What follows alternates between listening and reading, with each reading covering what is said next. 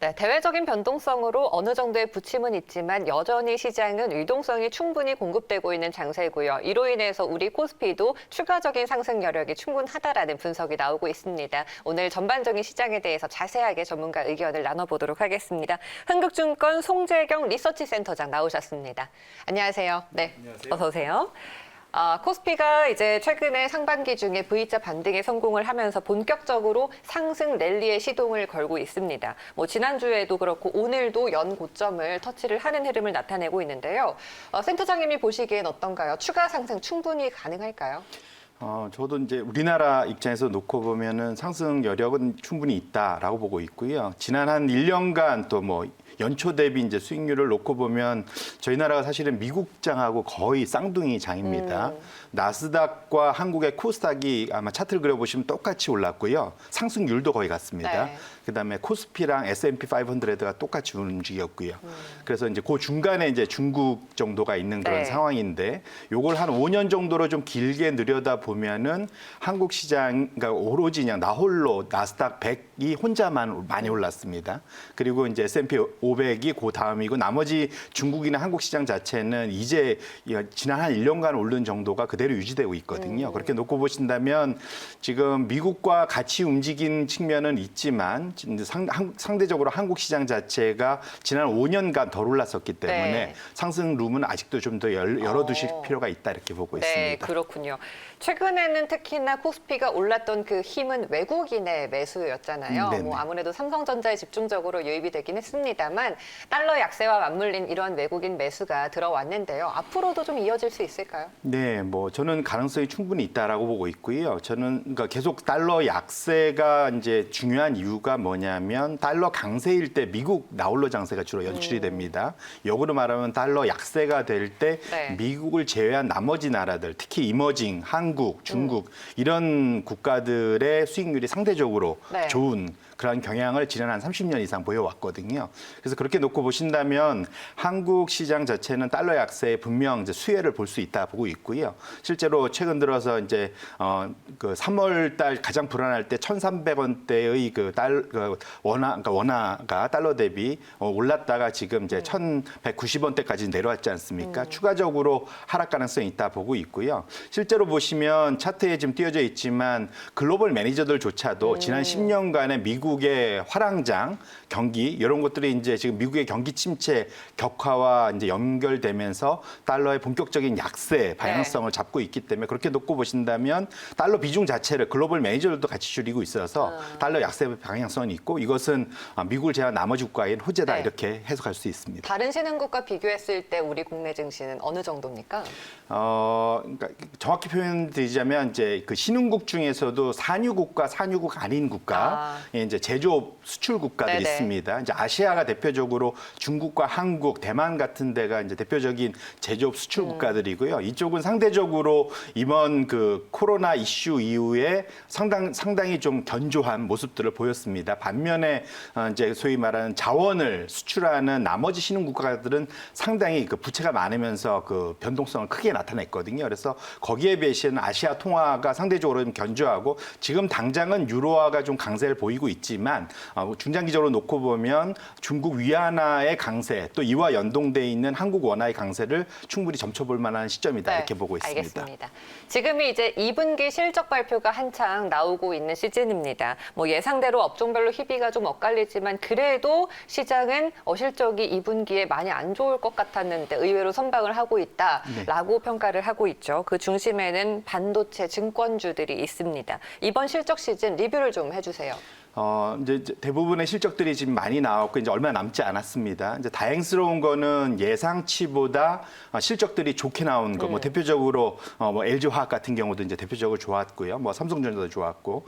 다만 근데 이게 지금 우리나라만의 이슈는 아니고 미국도 마찬가지입니다. 미국도 지금 7월 말까지 나온 거에 비하면 전체 미국 S&P 500 종목 500개 중에 85%가 예상치보다 더 좋은 호실적들을 냈습니다. 근데 여기에서 이제 조심해야 될 것은 뭐냐면 그 현재 시점에서 이번과 같은 소위 블랙스완형 그런 쇼크 이제 코로나 이슈죠. 네네. 2009년도에도 유사한 게 있었습니다. 2009년도에도 그 글로벌 금융위기에 대한 쇼크가 있었고 그런 거에 따라서 상당히 애널리스트들이 보수적으로 급격하게 예상치를 낮추면서 그거 대비해서 지금 상당히 예상 실적치들이 좋게 나왔거든요. 그렇기 때문에 이런 것들은 그러니까 늘 있는 일은 아니지만 2009년도에 한번 봐왔고 문제는 그 다음입니다. 그래서 지금 너무 사람들이 움츠러들어서 조심스럽게 예측을 했기 때문에 그보다 나은 실적이기 때문에 이것이 이후에 연결되느냐가 중요한데 2009년에도 나타났듯이 그 이후에 연결은 상당히 좀 약했습니다. 그래서 네. 그렇게 놓고 보신다면 이번 분기 실적에 너무 거기에 대해서 과잉 대응, 너무 과잉 평가할 필요는 없다 이렇게 보고 있습니다. 네. 코로나가 만든 유동성 장세라고 평을 해야 될 것 같은데 그렇기 때문에 우리가 좀 가지 않은 길을 가고 있기도 합니다. 뭐 종목별로 봤을 때도 워낙에 성장주들은 더 고점을 올려가고 있기 때문에 고평가 논란도 상당히 많이 나오고 있는데 이 부분은 네네. 어떻게 보세요? 물론 이제 아까 말씀드린 대로 고평가 이슈 충분히 있고요. 지난 아까 말씀드린 데 1년 동안 코스닥 같은 경우는 나스닥하고 같은 수익률, 네. 코스피는 S&P 500과 같은 수익률이기 때문에 미국이 나스닥 버블 우려 지금 충분히 있지 않습니까? 그렇기 때문에 미국이 빠지면 한국도 같이 빠지지 않겠냐 우려들을 하고 있습니다.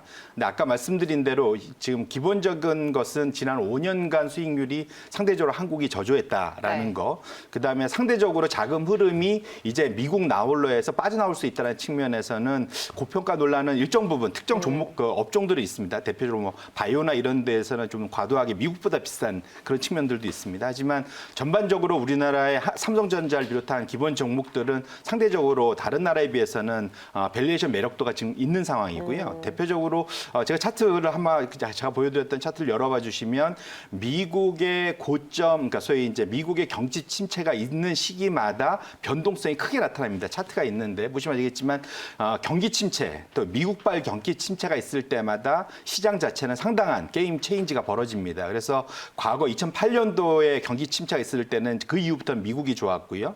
2000년도에 경기 침체 미국이 있을 때는 거꾸로 이제 이머징 마켓, 한국을 포함한 이머징 마켓이 좋았고 이렇게 주거니 받거니 10년마다 합니다. 그래서 이미 지난 10년간 미국 나홀로 장세가 연출됐고 이제 또 미국의 경기 침체가 왔기 때문에 한국도 포함하지만 그렇게 네. 놓고 보신다면 이후로는 미국을 제한 나머지 특히 한국이나 중국 시장에 대한 그런 그 상대적 호조세를 충분히 점쳐볼 수 있다. 그렇기 때문에 밸류에이션 고점 논란은 어떤 측면에서 보면 조금 덜 걱정해도 되지 않겠느냐 이렇게 말씀을 드립니다. 알겠습니다. 미중 갈등은 이제 뭐 변수가 아니라 상수라고 봐야 될 것 같은데 우리 시장도 어느 정도 학습은 된 것 같습니다. 네. 그래도 영향은 어느 정도 있겠죠? 뭐 당연히 있을 수 있고요. 사실은 이제 이게 큰 그림에서 놓고 보면 미국이 2등을 안 키웁니다. 과거에는 이제 일본을 한번 그런 식으로 네. 결국은 그 프라자 합의를 통해 갖고 완전히 힘들게 만들었고요.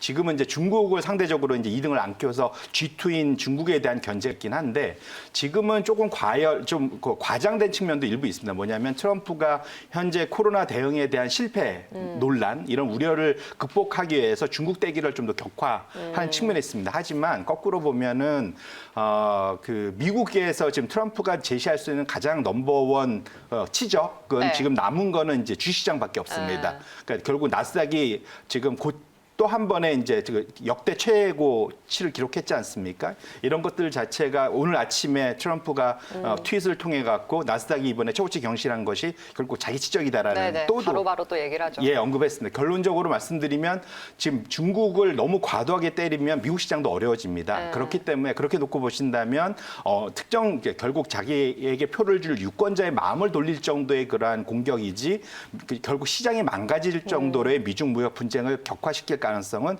현재로서는 낮게 네. 보는 게 맞지 않나 싶고요.